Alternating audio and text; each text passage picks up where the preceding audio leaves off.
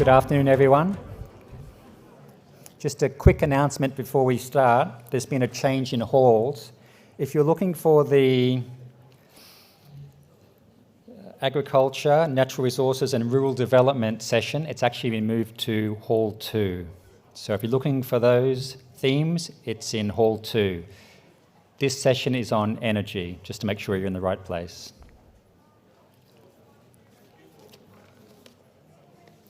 So firstly, I'd like to thank you for the afternoon session. My name's Glen Harris. I look after procurement for the energy sector in ADB. And today we've got 3 speakers who will be talking about different geographies across the ADB energy portfolio. So just very quickly, ADB is involved in all of the sectors in energy, going from the transmission, generation and distribution. We look after very small projects such as solar or BESS, up to huge projects worth billions of dollars like hydro dams. So whatever your particular firm does, whatever the size of your particular firm is, there's something for you in ADB in the energy sector. The first speaker today is Catherine Santiago. Catherine is the Portfolio Management Unit Head for Central West and East Asia Energy Portfolios. And please keep your questions to the very end when we'll open up the floor to the audience. Thank you. Thanks, Catherine.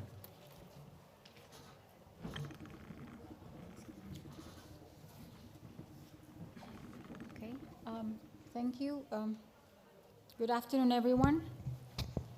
My name is Catherine. I'll be presenting the portfolio overview for Central, West, and East Asia. So what are our challenges and strategies? First is energy security, to ensure that we have uninterrupted availability of electricity at affordable pricing. And we have very old and aging infrastructure, most from the Soviet time, that we have to rehabilitate or replace to ensure access to our countries. Energy efficiency is to increase generation with the same resources. And also we are promoting energy efficiency also on the demand side. As you know, our countries have highly subsidized cost of electricity because the cost of the tariff does not reflect the true cost of the electricity. And so we have to encourage efficiency. In Uzbekistan, after completing this smart metering project, and they have provided a tool to the consumers, a way to keep track of their consumption, and they have changed the mode of payment from postpaid to prepaid. They are then able to monitor easily their consumption. And once you see how much your money goes down as you consume electricity, it definitely drove behavior towards efficiency. Another thing is sector sustainability, also because of the weak financial performance and lower revenue collection. We are working a lot on that. We have a lot of metering projects to increase collection to almost 100%, 90%, and also encouraging private investment as well.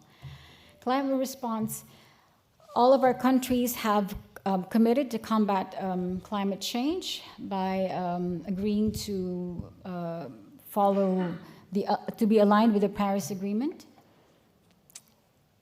And so we are helping them ramp up their renewable energy resources. Regional integration to encourage energy sharing, say for Tajikistan, which we currently have a project to reconnect Tajikistan to the Central Asia power system so that they can export energy to Uzbekistan. So this is our lending pipeline for Central and Central West.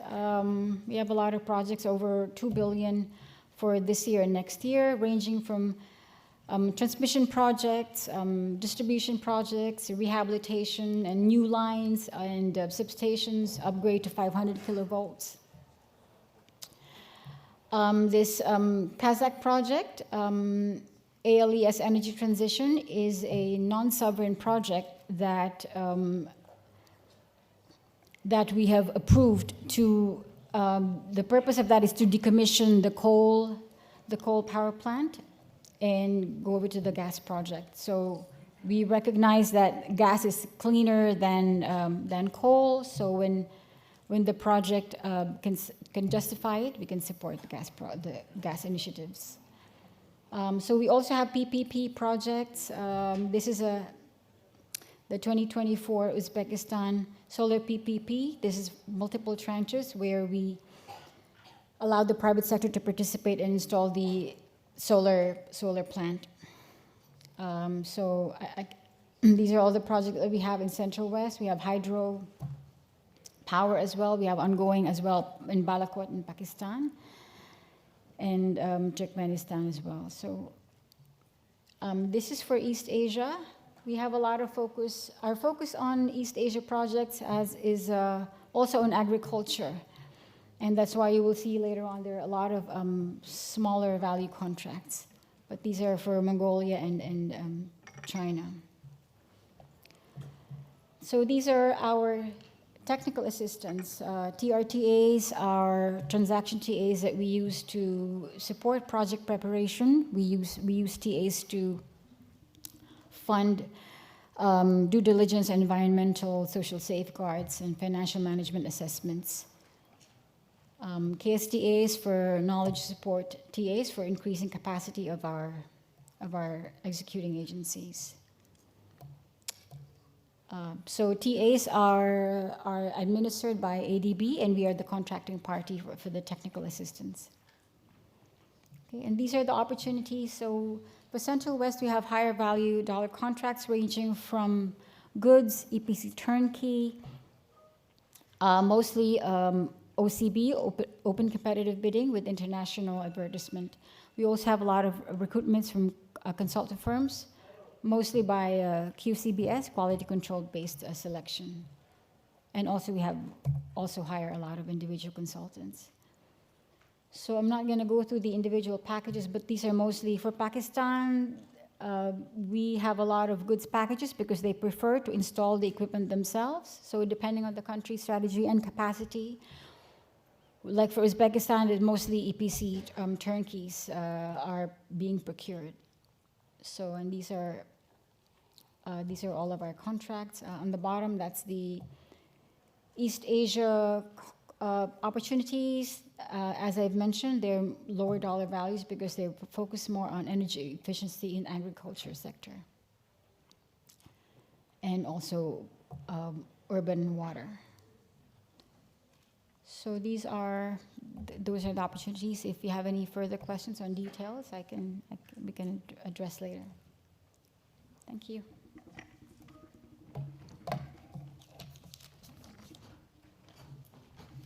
Thank you, Catherine. So it sounded like the larger type projects were in Central West and the smaller projects were perhaps in East Asia. So again, a wide range of opportunities for the audience to participate in. The second speaker, and apologies for my pronunciation, is Hongwei Zhang. Hongwei is the Principal Portfolio Manager, and she'll be speaking about the South Asia region. Thank you, Hongwei.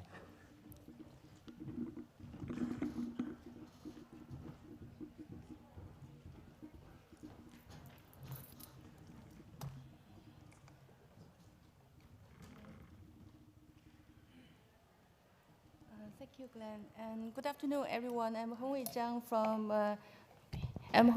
from Energy Sector Office South Asia team. Our team basically is covering 6 South Asia countries. They are Bangladesh, Bhutan, India, Maldives, Nepal, and Sri Lanka. And in this presentation, we will discuss about ADB's strategic directional guides for energy sector, and followed by each country's strategy in our countries in the region. And also I will discuss briefly about our sector operation status in the past, and sharing with you some of the indicative lending and non-lending pipelines in the near future. And lastly, we will also share with you some business opportunities for upcoming procurement and also consulting service to be floated in 2024. Actually, ADB approved our new energy policy in 2021 to support this universal access to affordable and reliable energy services while promoting this low carbon transition in Asia and Pacific. So our new energy policy locks ADB's strong commitment that we will not finance any new coal power project in the future. We also elevated our strong ambition to deliver about $100 billion in climate financing from the year 2029 to 2023. And this actually provides a very clear pathway for ADB's contribution to this environmental and sustainable energy future. So for the energy landscape has changed radically during the last decade, and this rapid economic growth and also this urbanization require developing these sustainable and affordable energy systems with substantial additional energy generation capacity. Even the IEA, the International Energy Agency, suggested that in Asia, the installed energy generating capacity could probably increase by 7%. From 3,386 gigawatts in 2019 to 6,113 gigawatts by 2030. So in this case, the investment in renewable energy generation in our region will reach roughly about $1.3 trillion per annum by 2030. With this, ADB energy team also assess the current and future sector trend, the challenges and also opportunities, and how ADB can better position ourselves to provide additional value to our operation. And we noticed that there is a massive financing demand from the energy sector in the region, but ADB's resources is very limited. Within these limited resources, ADB can only prioritize to tackle the most demanding energy needs, challenges, and also meeting the emerging energy needs. So for this, ADB will focus primarily our delivery area on 4 Ds. These are the 4 Ds: decarbonization, decreasing energy intensity, and digitalization. And I can see here. Digitalization and also the decentralization. So this decarbonization, what ADB can do is ADB can support our DMC government in accelerating deployment of renewable energy and also pursuing strategic decarbonization, phasing out of the coal. And also we can help develop these policies and regulations to support the low carbon technology, and also introducing these market-based instruments, including this carbon pricing. On decreasing energy intensity, ADB will increase our investment in energy efficiency to improve the energy productivity. And then we could support the demand-side energy efficiency planning and also promote the minimum energy performance standards for appliances and equipment. This T&D losses and also this inefficiency remain the big problem for most of our countries. So ADB can support increasing the supply side of demand, supply side of energy efficiency through reducing the T&D losses. We also promote the use of the drones with advanced sensors for the inspection and also maintenance of the transmission line. And on digitalization, actually, and smart technology are so important for low carbon transition by enabling the renewable energy integration and also enhancing the system of the flexibility and reliability and resilience. ADB can deploy the digital technology, for example, supporting the smart meter to reduce the losses. We also encourage the demand-side energy efficiency and peer-to-peer trading using this blockchain technology for energy markets, and also artificial intelligence for predictive grid management, and also grid resilience. And decentralized energy systems actually can help support this energy access, improve the operation efficiency, and also help to reduce the emission and also address some environment issues. ADB can support low carbon and decentralized technology. For example, the distributed generations, renewable energy-based mini-grids, home system, and also energy storage system. And in addition to that, ADB is also supporting the next generation of electricity market reforms, focused on the open access to transmission systems and also the retail competition. And ADB can also help in unbundling these vertically integrated utilities and also corporatization of the specific utility functions, and let's say the securitization, assets recycling, and also to support also support this. For this, ADB actually developed a country-specific strategy for each and every country in our region.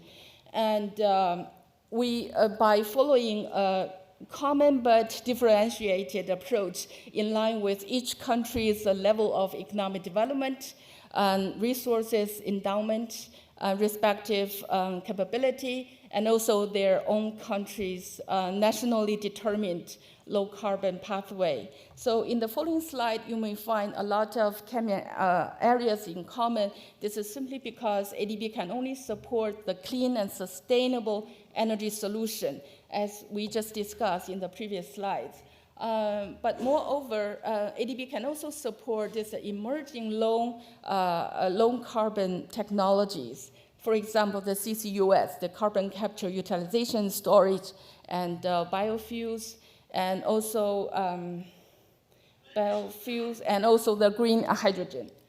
So in more detail, let's say the Bangladesh, what ADB can do, our primary area for Bangladesh is we can help the government improve the reliability of the energy supply, expansion of the renewable energy generation, strengthening the power transmission and distribution network, and supporting the energy trade, prioritizing the energy sector reform, and promoting the private sector investment and participation.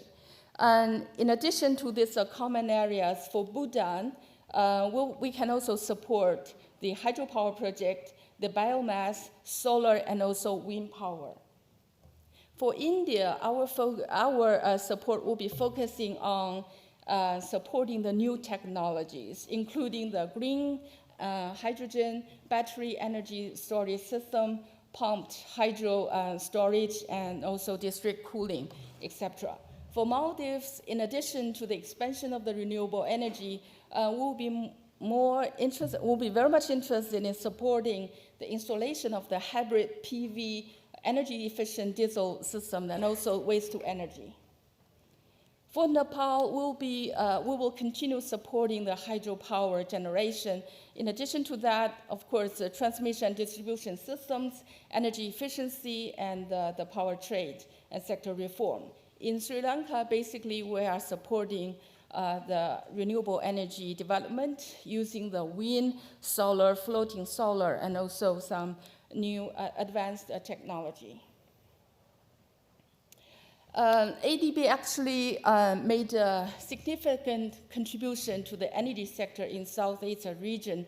Normally, we will have an active ongoing portfolio of $8 billion each year.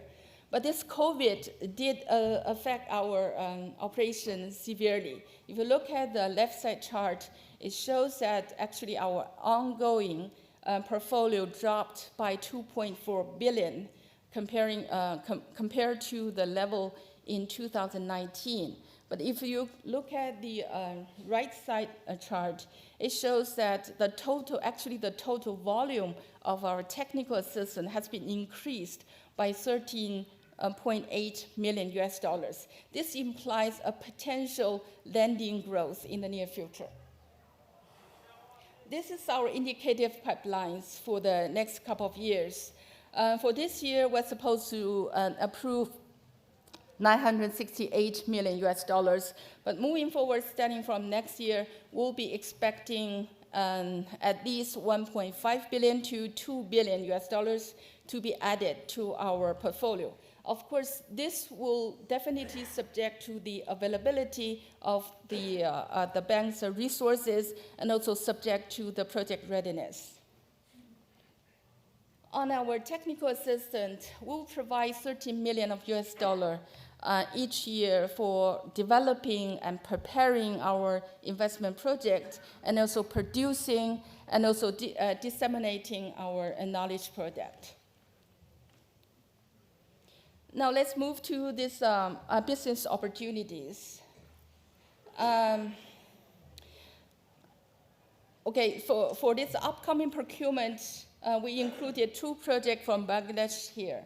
Number one is a Dhaka Power System project. A 45 million of package will be floated in Q1 next year for the procurement of this underground transmission line. And the second project is a smart metering project. The bidding documents of this smart metering will be floated sometime in Q2 next year, and the total estimated cost will be around 170 million US dollars.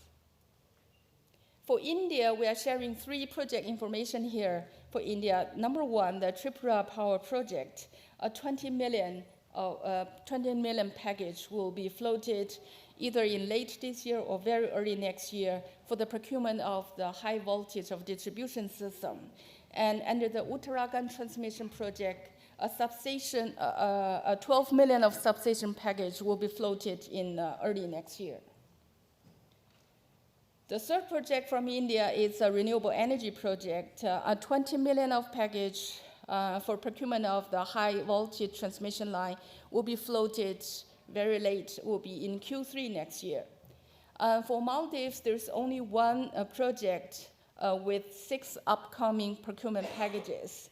These 6 packages are quite small. It's about procurement of the advanced battery energy storage system and also this distribution network, solar PV panels and inverters, and wind battery hybrid system, and also the renewable energy-based farming system, and also this distribution grids. So all these tenders will be floated in Q2 next year. In Nepal, we are recommending 4 packages under 2 projects. Number one is a Sasak Power Project. A 30 million of a transmission line substation package will be floated in Q1 next year. Another 20 million of underground transmission line will be floated in Q1 next year as well.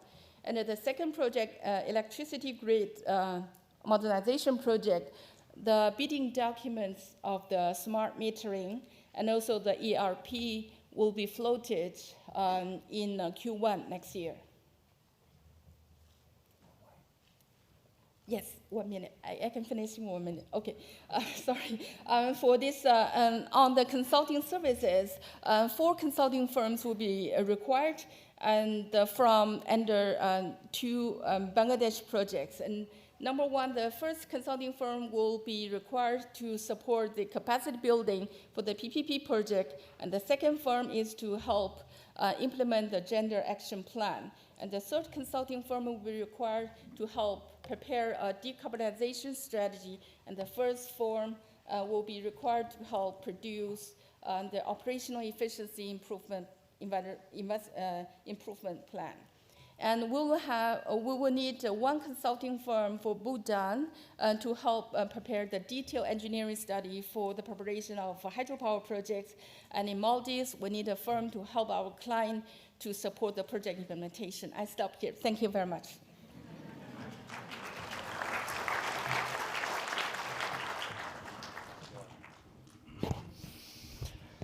Well, my head's spinning a little bit after all those projects. Very excited to hear about the drone. So, if any drone firms out there, please reach out. The last speaker today is Mr. Keiju Mitsuhashi. Keiju is the Director of Southeast Asia and the Pacific. Thank you.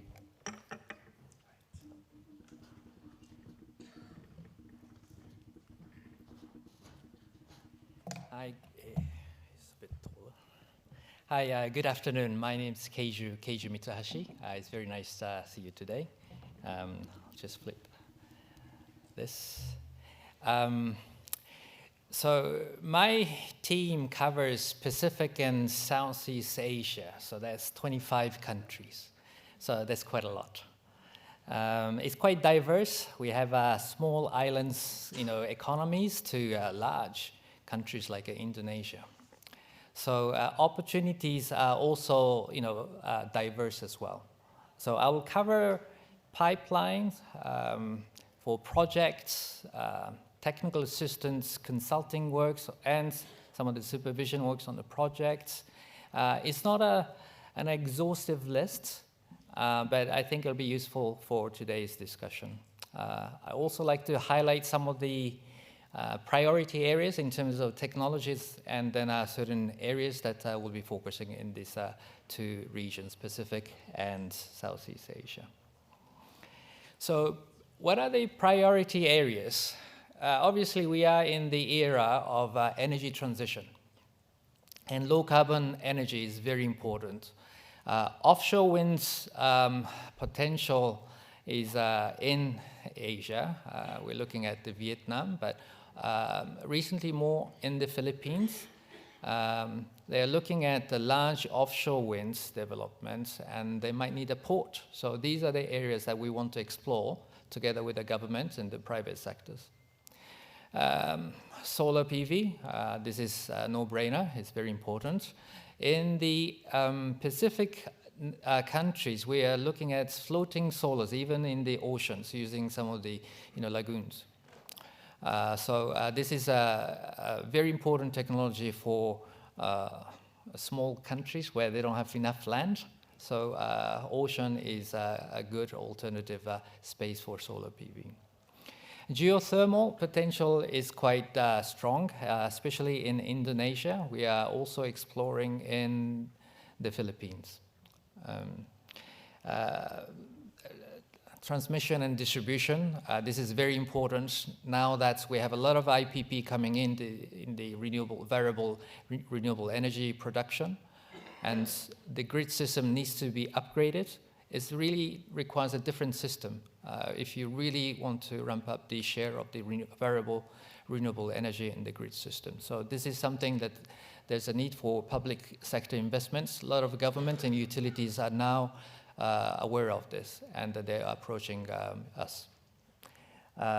Within that context, battery storage is very important. Some for the ancillary services, but the other for shifting the loads. Smart metering is in terms of decreasing the commercial losses and also managing better on the distribution system. So this is also on our table. Some of the islands where they don't have enough grid system, we are looking at making sure there's access to energy.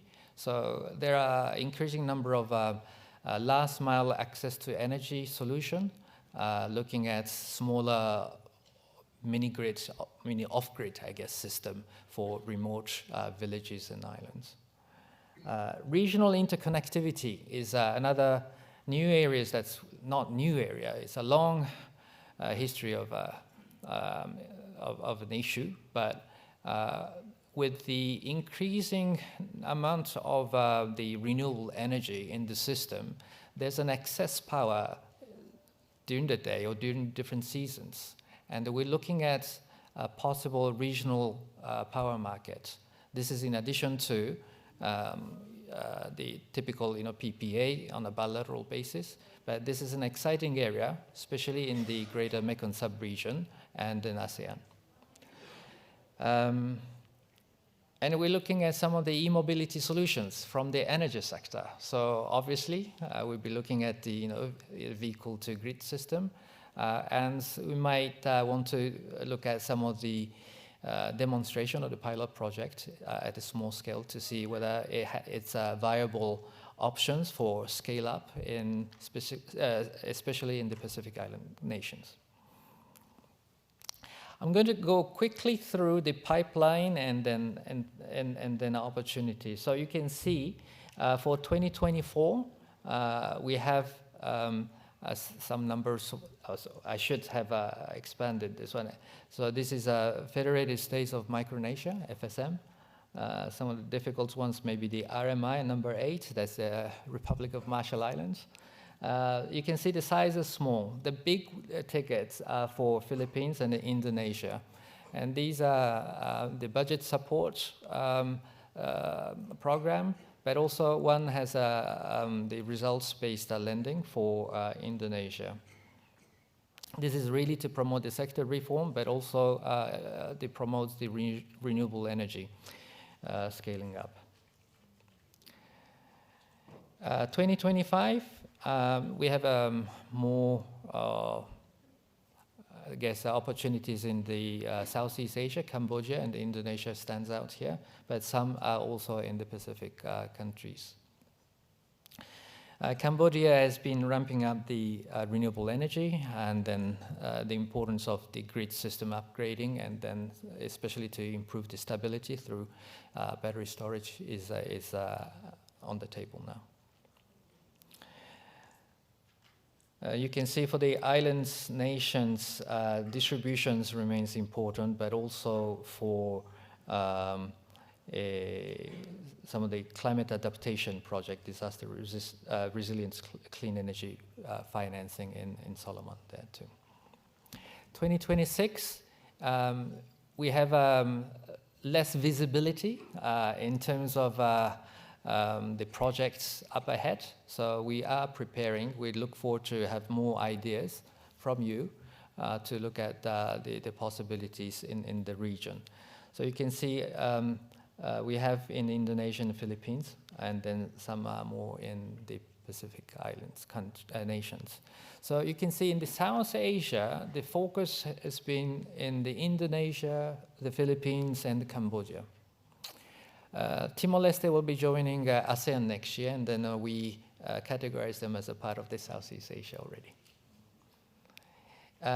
Technical assistance, so this is more for consulting services. You can see more focus in Southeast Asia as a country, but we have a regional TA as well to cover the Southeast Asia and Pacific. So you can see the Philippines Smart and Green Transmission Project. This is in the context of governments looking at the scaling up the renewable energy in the system. And then this is a privatized area, subsector, but there's an interest to look at using the public finance to strengthen the grid system in the Philippines, and hence, we're looking at the opportunity here. Some more per country in terms of the procurement and the consulting services opportunities. So Cambodia, we'll be looking at the grid system a lot. Indonesia, geothermal opportunities. We do have one project also coming up in the future. The Philippines, also geothermal de-risking facility. This is the preparation of the project.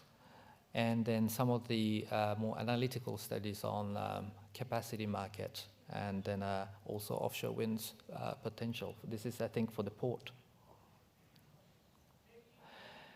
This one, don't be too excited if you're a consultant. These are not consulting services. My apologies. These are for the actual contract. So but there are a lot of focus on distribution, smart metering, and then AMR. This is one I talked about on the regional power market development. In discussion with the Greater Mekong sub-region economies plus the ASEAN, they cover overlap to some extent.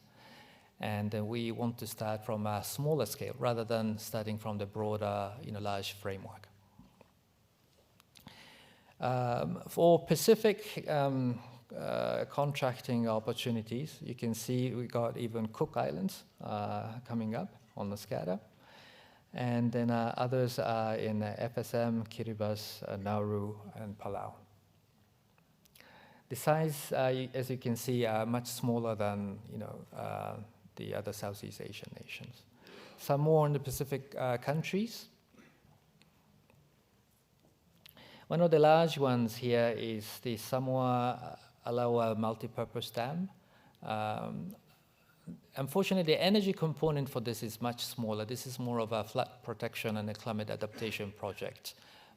So it's more of a dam construction and flood protection project. Further, this is more on Tuvalu. I think this includes some of the additional financing, and then looking at the renewable energy. We're looking at the possibility on a floating solar in the country. All right, so that covers my part. Thank you very much.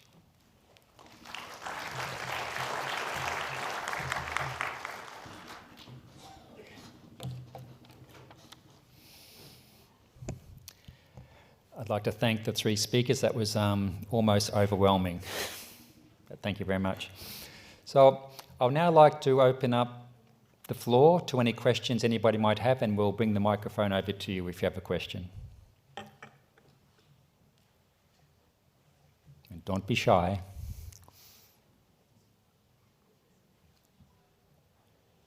Nobody has a question?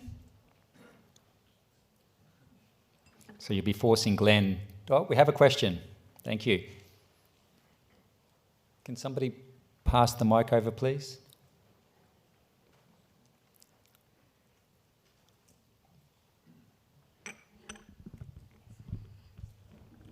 Thank you very much. I'm Kathy Gavile from Jacobs. Recently, we were in discussions with DENR, for example, in the Philippines regarding future plans for offshore wind. And one of the discussion points is that there were a lot of planned wind energy service contracts that apparently didn't take into consideration stakeholder inputs with regards to those placements of those energy service contracts.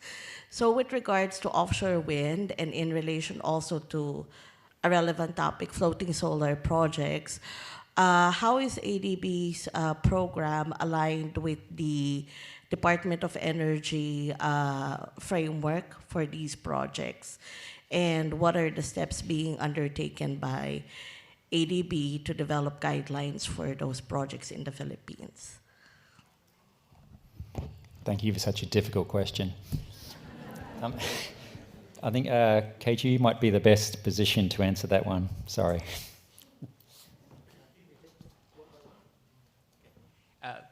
Thank you. Is that working? Yeah, okay, thank you very much for the question. The way we see the offshore wind market here is that I think we are very much at the upstream part of the development, and then we'll be looking at the legal framework for offshore winds, and then hearing a lot of different stakeholders' views on this. Right now, there's a certain mapping done. We still have to do a lot of wind survey to confirm. And there's a lot of preparatory work before we can think about what is the project scope or the how much. Now, on the question that you raised, it's very important for ADB to work with the government, especially DOE. But when it comes to offshore winds, it's not just a DOE. There are different government stakeholders, plus the private sector. It should be developed primarily by the private sector developers, but also communities and then other stakeholders in the country. We are not in a stage where we'll be looking at scoping the project. We're still looking at the bigger framework. What is the requirement for the private sector to come in? How can the public sector can support? It's yet to see. But I can assure you we'll be working very closely with the government and looking at their framework. And if this is not enough, then I will be in discussion with them to see how we could improve better. We do have, for example, at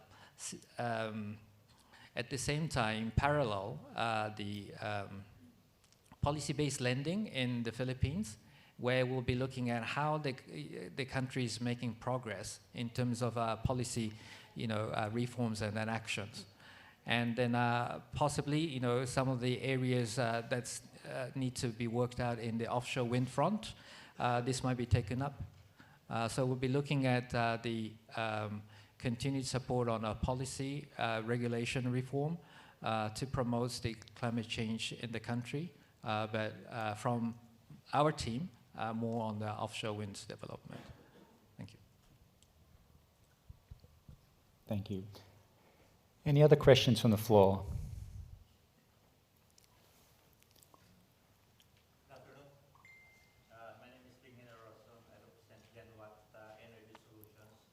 I have two questions for Mr. Keiju. One is on the last mile access. There are still quite a number of areas in the Philippines, in the remote rural areas that are not energized. And while there is a government program on that, basically we can say that it is slow moving. My question is, will the ADB under its last mile access program or priority be able to support a private sector driven program to energize these areas in the Philippines using solar energy? The second question is, in the Philippines, there is not much attention being given to rooftop solar installations. But we see it as the immediate solution to an impending energy crisis, as well as to relieve the problems with our grid. Will the ADB be willing to come up, again in partnership with the private sector, with a program to support rooftop solar installations for households and small businesses, so that they can at least take out a big percentage of their energy requirement from the grid? Thank you.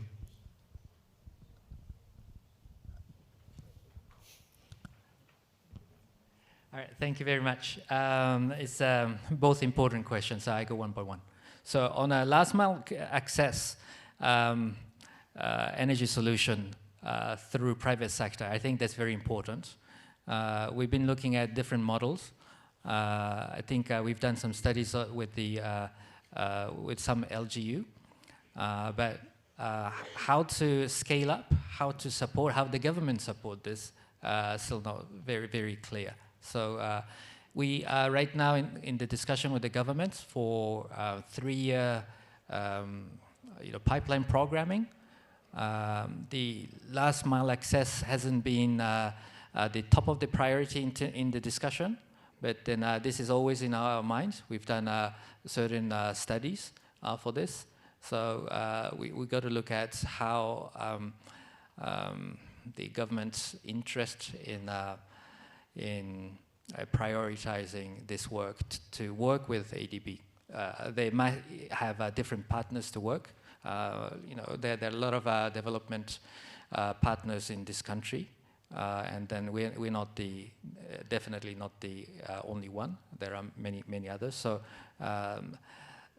the areas we usually focus, or our government's part, the client side, look at ADB financing is to look at the large, difficult project. They usually come to us. For smaller, more distributed projects where the funding can be disaggregated or can be done in phases, they might approach different partners. So we have to see what's best suited for the government to ask ADB to work on. Rooftop solar for residents. I think this is important solutions for the prosumer potential, and also looking at promoting the clean energy. We've certainly done this through private sector financing in other countries. I'm not aware whether we've done it in the Philippines, but we're ready to do so. The recent transaction we had was in Vietnam, I think this year, where we focus on C&I, the commercial and the industry. There's a certain discussion these days within the utilities and governments in the Southeast Asia whether to promote the net metering of the residential solar rooftop, because for the utility, to some of them, it becomes a bit of a headache because it's the uncontrollable power feeding into the grid, and they're not ready yet. Some of them are not ready yet. So this is why some of the utilities are now aware that they need to be careful. It's okay for the first 5 to 10%, but when this is scaling up, they are more cautious than before. So this is the kind of trend we see. And for us, it's important to discuss with the government and utilities that they need to make sure that the grid is stable and can absorb the clean energy, variable renewable energy into the system. Nobody wants a grid system that is unstable and then shut down frequently. And then overall costs of renewable energy integration is not just a PPA contract with the IPP, but it's also about including the grid strengthening and then stability measures. Yes, we do finance rooftop solar through, I think, commercial banks, not ADB directly financing SMEs or the residents. We work with different banks to reach out to a large number of the potential clients. Not in this country yet, as far as I know. Maybe I'm wrong, but recently I think we had in Vietnam. So this is a very possible solution. Thank you. Thank you. Yes. Good afternoon. I'm Lorraine Gomez, Operations Manager of GHD Philippines. My question is for Mr. Keiju Mitsuhashi. Popular man. Sorry. We are curious to know the status of the energy transition mechanism here in the Philippines and Indonesia. And with that progress, what do you see as the projects coming out of that very important initiative on the decarbonization space? Thank you. All right, thanks very much. This is one of our exciting initiative. Energy transition mechanisms, basically bringing in different, concessional financing to look at accelerating coal-fired energy transition. Some of them to be repurposed with a fuel switch or early retirement of the coal-fired power plant. So that future emission of the GHG is reduced by bringing in this financial mechanism. We are targeting 3 countries, Indonesia, Philippines, and then Vietnam for a start, but other countries started to show interest.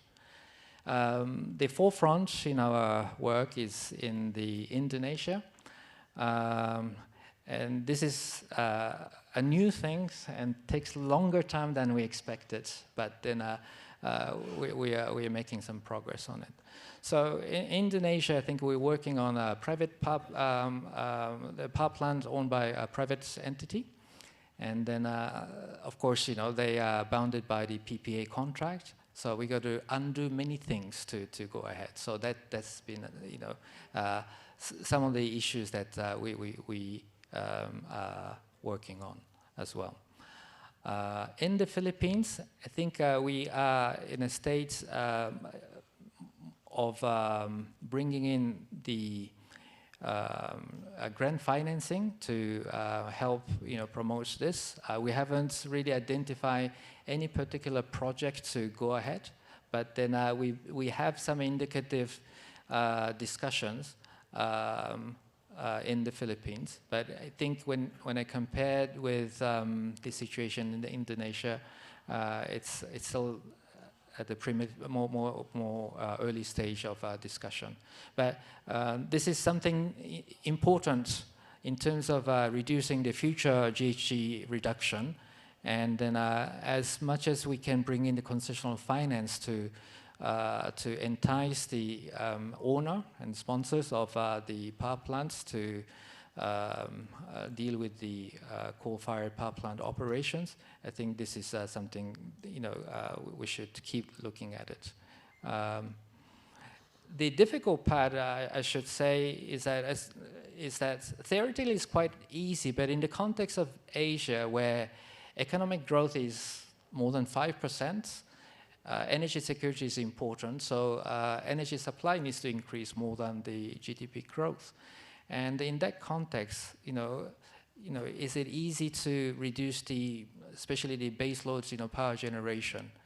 And so this applies to certain context in much, better than the other situation. And so we got to look at the contextual issue. And then the Philippines is not easy as well, as you can see. Economy is growing quite fast as well. Anyway, I'll stop here. Thank you very much. Unfortunately, we've run out of time for questions, but grab us later. 3 quick things in closing. Firstly, I see people taking lots of pictures of the screen. We will share the presentation, so there's no need to take your selfies. Secondly, you've been exposed to a wide range of projects and challenges that we're facing as ADB. And for us to be successful, we need your help. So if you have ideas, innovations, please share them with us. And lastly, a personal plug. Any large project management or program management companies in the audience, please come and see me later. I need your help with something. Thanks, everyone, and thanks to the speakers.